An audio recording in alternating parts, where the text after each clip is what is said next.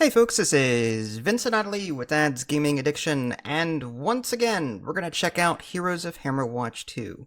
So today is going to be a little different. I have Idly here next to me, and we're going to be talking a little bit of theory, and we're also going to be talking about what we want to see in Heroes of Hammerwatch 2 now that we've played it for several hundred hours. I've got 237 hours. Yeah, that's a lot. How many hours do you have in Farm Together? About close to 7,000. Yes, okay, talk to me. Talk to me then. Okay, so...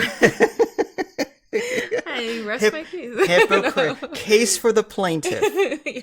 So, what I mean by theory is, let's explain.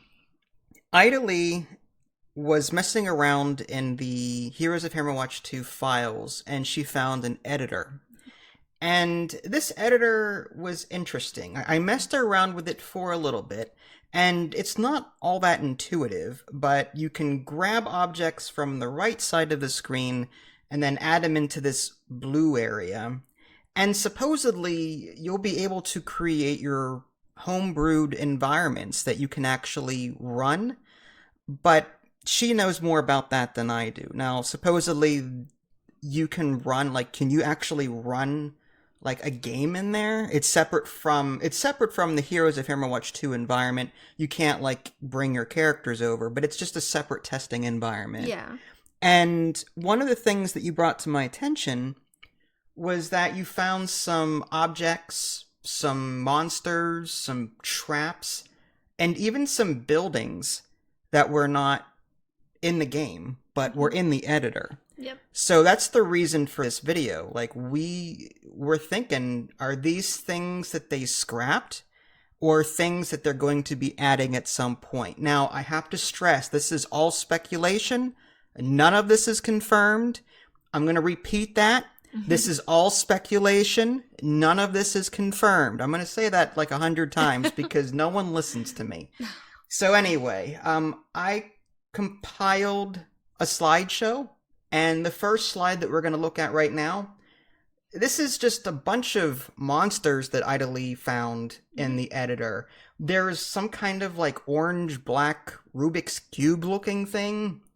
Now, that was labeled as a boss? Yeah, it was labeled as a boss. What's cool is that it doesn't show it on the slide, but it actually animates and rotates, and it looks like a really creepy, not creepy, but interesting animation where it just rotates and shines a little bit.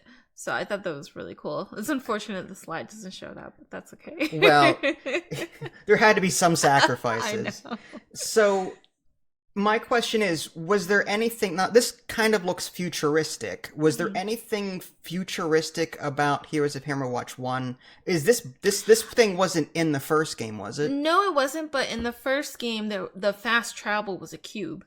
So it had the way to fast travel in the first game was a red portal, and you had to defeat a cube to fast travel. So that looks kind of similar, but I have no idea what this is in reference to, so I'm not sure. But the fact that it animated in the editor, maybe that's making a comeback somewhere. Yeah. And now these spiders on the bottom, were they in the first game too? They were not in the first game. I've never seen these before. Okay. This was really cool. I liked the animations. It was so nasty and creepy.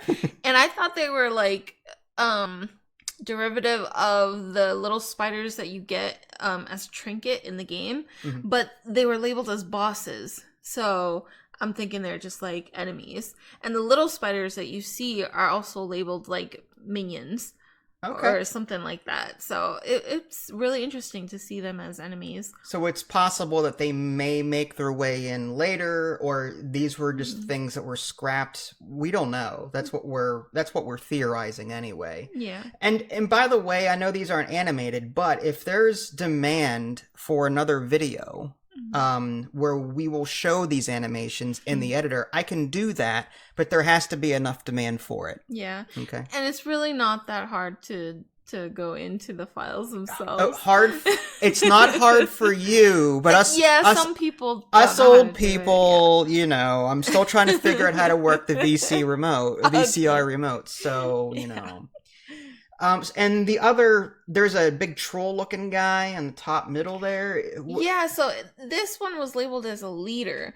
So in the regular game, there was a regular troll and then the frost troll, and then this was like labeled as a leader, a troll leader. Okay. So I'm like, okay, that's kind of cool. Okay, so like a mini boss or maybe just Yeah. okay. And it makes me wonder, maybe did I miss it in the game? I don't remember seeing him. Do you remember seeing him at all? Not that some of the sprites, because we play on a very zoomed out setting so we can see more rooms, it's Yeah. hard to really focus in on any one creature. But in my all of the game's enemies right now are like cultists. Okay. And they're wisps and mages. They're like undead. Yeah. Most of the enemies in the game are undead, except for the forest. You've got beasts and beetles, and wolves and boar. But I've never seen like a troll, except maybe those In the dark caves or the rats, like where the rats Oh and yeah, stuff. yeah, but even then, the ones that have that sling and Yeah.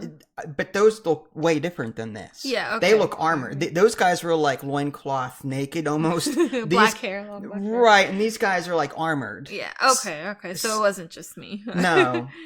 Okay. And the other guys to the right there, those are different. Yeah, I don't remember those at all. Yeah, these ones, the guys on the right that are facing up, I should have probably took a better picture, but they were labeled as our own classes, but like shadows. So it was like a shadow rogue and a shadow warlock and a shadow wizard, and like as if it was alternate evil classes of ours. Was there anything like maybe I'm getting my games confused, but I could have sworn there's a couple of games where it takes your character and you have to fight your own character. Was there anything like that in the first one? I don't remember. Not I like don't- even the Moon Temple didn't do something weird No. like that. I don't think so. Okay, it's been 10 years since I've played. Yeah, it's been a while. Yeah, it's been a while. I know the bosses in the Moon Temple were like little people, but man, they were powerful. They were actually the hardest boss in the game. But yeah, I don't remember them actually mimicking our own classes, which is this Okay. is kind of a cool idea though. All right. Moving on to other things that she found. There's like traps and puzzles.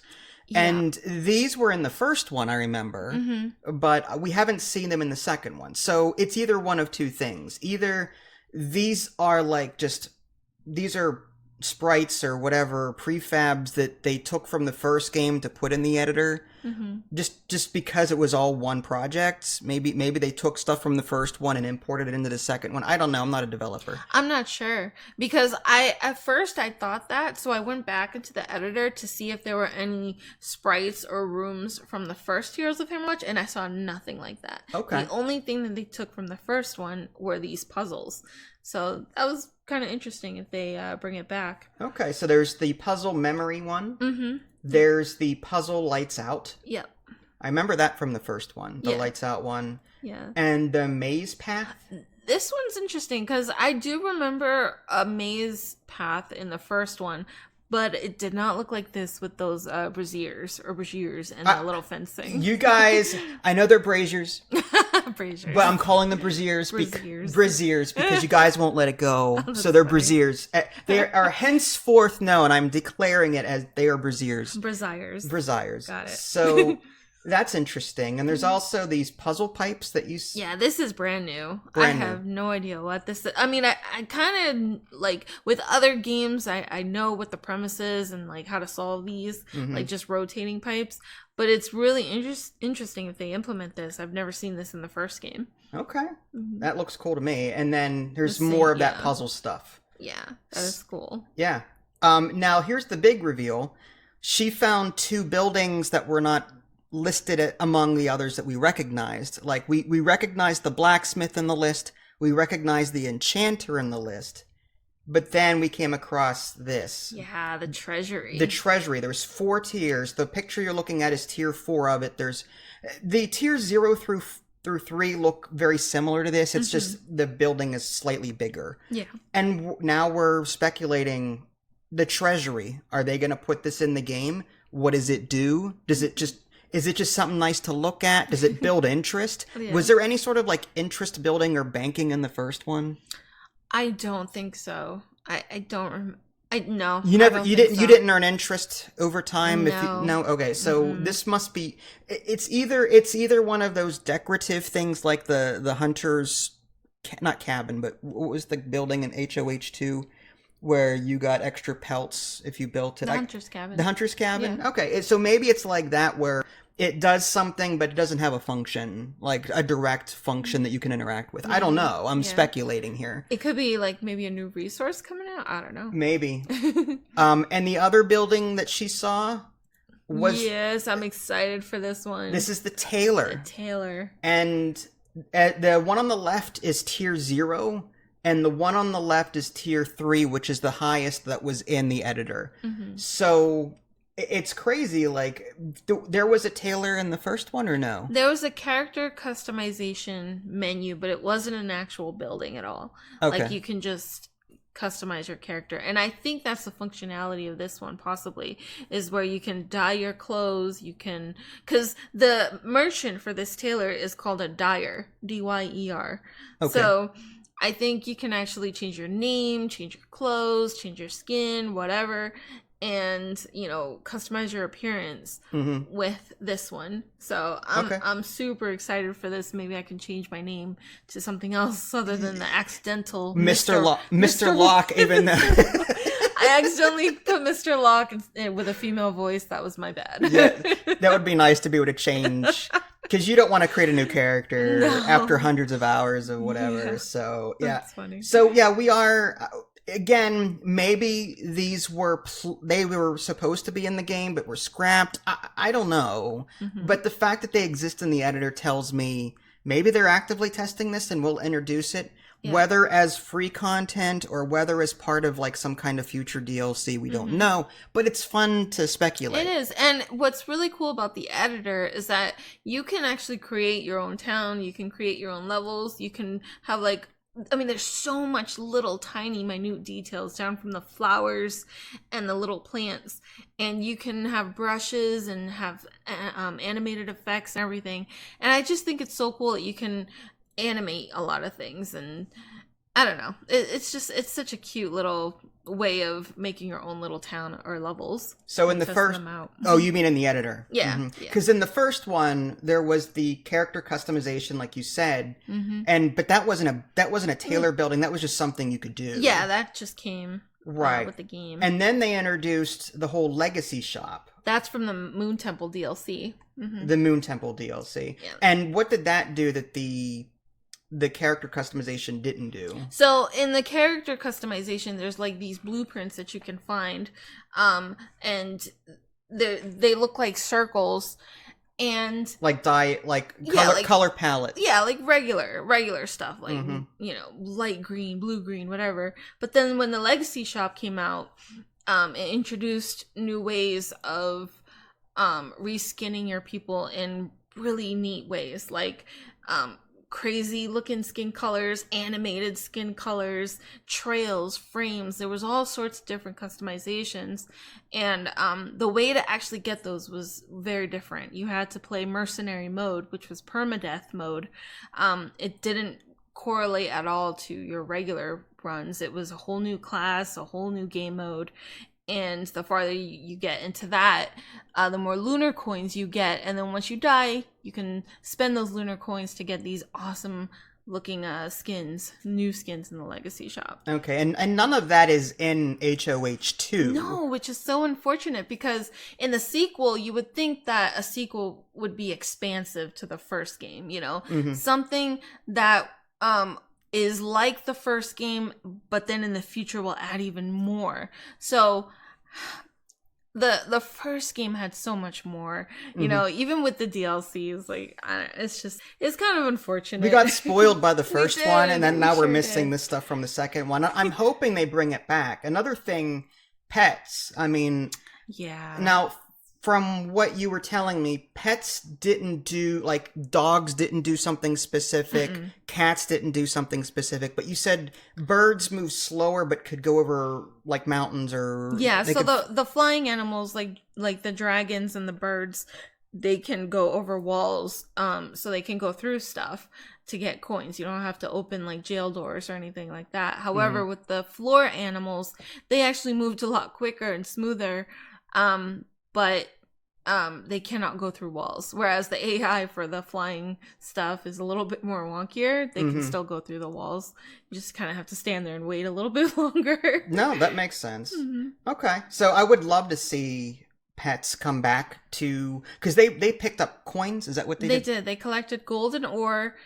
It would be so cool to have pets come back in the second one and do something different. Like if they were different pets, have like, I don't know. Special abilities. Yeah, special things that made them unique to each other, you know? So I think that would have been really awesome. Hopefully they do something like that. Now it's turning into a list of things we'd like to see. I know. Whoops. No, we'll get into that. Before we do, there's another thing that you noticed. I'm going to bring you to this slide.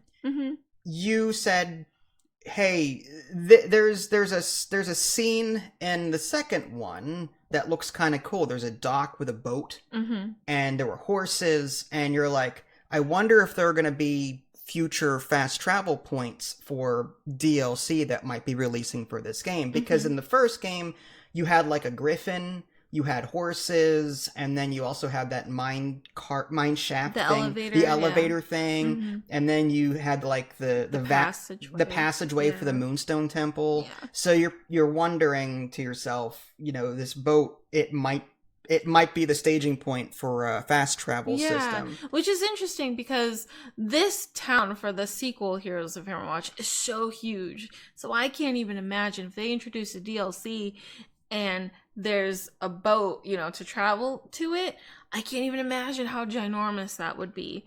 Hopefully it would be just as big as the town, if not bigger, you know, and I don't know. I just keep thinking of pirates in my head. Like, I want, like, some sort of pirate thing. That'd be cool. But then, like, the horses, yeah, it could be, like, another way to fast travel. I don't know. I don't know. I really don't know. Okay. Again, it's theory. Yeah. Who knows? It'll be a cool thing. The devs could drop this and not do anything more with it, or they could keep expanding it. I mean, we don't know. Yeah. So I guess we'll quickly touch on, like, things we want to see. We'll talk really quickly about curse changes. And one of the more recent patch notes, the developers did say, you know, we're working on curse and we're looking for ways to redo it or rework it, possibly make it optional. Yeah. I sincerely hope they do, because with the NG penalty being what it is right now, it's just, the curse is like just getting kicked while you're down. Yeah, right in the teeth. Right. So I'm hoping that they do something with curse. And what would you do with it? I would just make it optional, and then maybe make the money rewards better, or the resource reward multiplier better, something by default. I don't know. I would like it to be maybe less penalizing, or just less enemies that throw it out overall, or have like the shop, you know, that shadow shop that comes in every almost every like 3 it's in the dungeon. So. Yeah. If that would come out more often, that would be kind of cool, because I find myself now actually voluntarily coming like wanting curse just for the items. But if you have 30 curse already, no amount of pyres and braziers are going to get rid of it. So you might as well dump it all on yourself and get that one trinket that multiplies your weapon damage, spell power, whatever. The unfortunate thing though is that, like, I come with a set of drinks. Like, I mean I run with a set of drinks, right? With the whole minus 20% Shadow Curse game or something like that. Right. 50% of it turning into pure damage. So when I do get like 30 curse, I'm kind of not too worried about it, because those items mitigate it, and after finding a pyre, it actually removes half of it, and blah blah blah. So there are ways to mitigate it, but it's just really unfortunate that you're kind of forced to play that play style of, I have to always run with these. You always have to take these drinks. I want the choice, because I haven't taken elemental breakfast once ever since I hit NG1, because I was always taking that bishop's blessed bread or whatever it's called. So like, I feel like now I'm being forced into a play style because of this curse, and why bother having these other food items or drink items when it's always going to be a curse mitigating thing. My suggestion would be those enemies that do dish out curse have a cooldown so that if you get hit by one curse, you cannot be inflicted by another curse for maybe 30 seconds to a minute. Because you could be running curse-free for a while because you're careful. And then you get into a bad situation and boom, 25 curse. That's actually a great idea to have the curse split into like cooldowns. I think that's a great idea. You should be, like, if you get hit with curse once, just you're immune to it now for 30 seconds to a minute so that you don't get it stacked on all at once real quick because of some bad unfortunate thing. Yeah. That's just my personal opinion. I was just really surprised at how sneaky the curse gets, like when it goes on you, because in the first game when enemies hit you with curse, it's not as obvious, maybe because it's only one or two enemies here and there, but like there's a huge sound effect. You can see it coming from a mile away and you can dodge it, you know, assuming you're not like too busy, you know, dodging bullets. But yeah, so I was really surprised at how often the curse is really thrown at you in this game. Another quick thing we'll talk about is NG penalty. At the moment, I think NG penalty is way too high. Especially since they buffed creatures, like their damage and their health at the higher NG levels. My biggest problem with it is when I'm looking at my stat screen, I'm always seeing, unless I'm the paladin, I'm always seeing negative armor values, negative resistance values, and I feel like I'm being punished for advancing to the next NG level. Yeah. And I don't want to feel that way. I want to feel like I'm progressing, not going backward.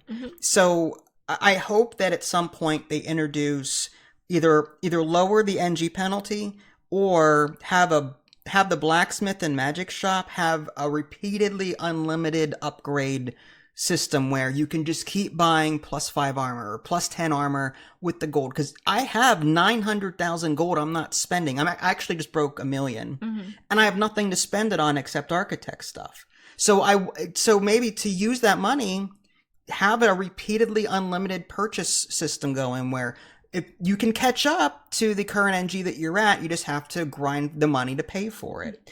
Maybe that's the new Treasury building. Maybe. Like you spend 10,000 gold every time and you upgrade your attack or armor or whatever. Something, I don't know. But I feel like something has to be done because I know of a friend who I won't name, but he was getting frustrated because like he feels like he's going backward. Yeah. And he was frustrated with this game because of that. He didn't want to play the game anymore. And I would rather think the developers would want people to keep playing their game as opposed to turn them away to some other game. Yeah. That's just me. It's so hard to balance. It really is. It because is. You can't please everyone. No, exactly. Some people want it difficult, but that's what the fountain would be good for. Yeah, I think so. The Heroes of Hammerwatch 1 had a fountain where you could make the game easier or harder, and then you would pay the balance depending on if it was like positive or negative.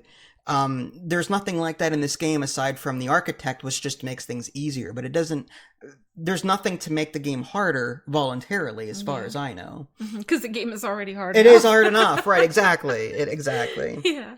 So I guess the last thing, DLC themes, we kind of already hinted at the whole pirate theme, but what do you want to see? You want to see a pirate theme DLC? A pirate theme would be crazy. An underwater theme. I don't know. Something unique and never done before. Yeah, something different. I would love to see some kind of like futuristic kind of DLC. Because Undead, I feel like the Undead they've been played to death with this core game. I want to see something completely different from that.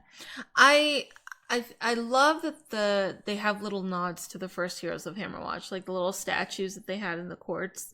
And I think if they were to come out with DLC, I would love to see little nods to the first Heroes of Hammerwatch too. Maybe, I don't know. Because in the first Heroes of Hammerwatch, the Pyramid DLC was absolutely huge. I actually went back in it today and I went all around the map and I found some things that I completely missed. And I have almost 2,000 hours in the game and I couldn't 2,000, huh? And I couldn't believe that I missed like these little tiny minute details. Like they're not even really game related, but like if you go all the way in the bottom left of the pyramid desert of the map, like in your town, you see like these little bookshelves and you can interact with them to get little information about the bosses. I was like, what? I've never seen this before. I should have interacted with this a long time ago. So if they come out with DLC for this game, I hope there's little secrets like that. I think that would be so cute. So cool. And lastly, do you have any speculation on classes that they may be introducing in the future, if any? And what would you like to see? I know a lot of people have been asking for a straight up healing class, like the priest. Yeah, Paladin's great, but he's not a dedicated healer. He's more of a tank healer. Yeah, he kind of has to be a dedicated healer because of how tough the game is. Right. Sometimes. Yeah, exactly. But we would not have gotten through that NG3 run without my Paladin yesterday. I know. But I would love to see like a necromancer or I don't know, lots of other things. I can't even think. A duck. Like, what about a duck? No, a duck class that can like summon animals from. Then a druid. A druid. Okay, yeah, fine. That makes more sense. A duck. A druid. A druid, like in the Diablo games, you could play a druid class that can summon like wolves. Permanent pets, like the Beastmaster, the Ranger. The Ranger has the Beastmaster specialty, but maybe a druid that's more nature oriented. Yeah, that's true. Maybe something like that. And because we don't see like there's those guild titles. One bonus that I haven't seen yet is crit. Yeah. So I'm wondering if at some point in the future they introduce some kind of class that does crit bonuses. Also maybe some armor penetration or some kind of vulnerability thing, because that's another stat that we really haven't seen addressed in a title before. Yeah, in the first Heroes of Hammerwatch, when the Witch Hunter came out as its own class, that increased spell crit damage. Okay. I believe. And it was really cool, and it was kind of a game changer, and I was like, whoa, I completely didn't even think about this. So it'd be cool if they introduced something like that. I would also lastly want to see some town customization. Yeah. I think that ties into the whole character customization thing. It would be cool to move the buildings around, or maybe if that's not possible because of the design, maybe like the ability to change the colors of the different buildings or give them different banners, or I don't know, just something cool. That way when someone does join your lobby, they can look around the town and go, okay, this looks kind of nice. Maybe I might want to do something for my town. That would, again, that's more of an aside nice thing to have. I'd rather them address the NG balance and the curse first, but that's just me. But anything else to talk about before we head out here? Town customization seems awesome. I don't know how that would work because there's already prefabs. Like in the editor, it seems like it's all just prefabs. Right. But man, I would love to have like nothing but a hot pink town. That'd be so cool. Neon hot pink everywhere. A Hello Kitty or My Little Pony themed Heroes of Hammerwatch. Oh yes, what? I personally wouldn't like that, but give me a Star Trek themed town. I'll be super happy. Oh, that would be an interesting DLC. Space. A space DLC. I would love that. All right, folks. Well, I think we've talked enough. So if you have any ideas or any comments about what you've heard today, feel free to leave them in the below. This is Vincent Idley. Thanks for watching. We'll catch y'all next time. Take care. Bye, guys.